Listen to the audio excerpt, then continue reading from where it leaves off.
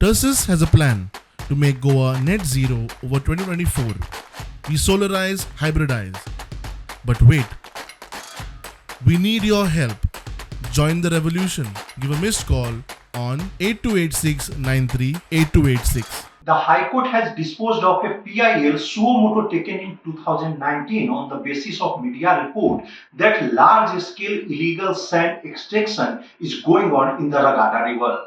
The High Court has now, while disposing of that suo motu PIL, has directed the Chief Secretary to conduct an inquiry that how such a large-scale illegal sand extraction was going from the Ragara River at a place which was fully protected under the environment law. The High Court has directed the Chief Secretary to inquire into that how this illegal sand extraction was going on without the knowledge of local police, the Director of Mining and Geology, and other competent authorities. The High Court has also directed the Chief Secretary to fix the responsibility that who is responsible for this large-scale illegal sand extraction. The High Court has given 4 months' time to the Chief Secretary to conduct the inquiry and do the necessary action.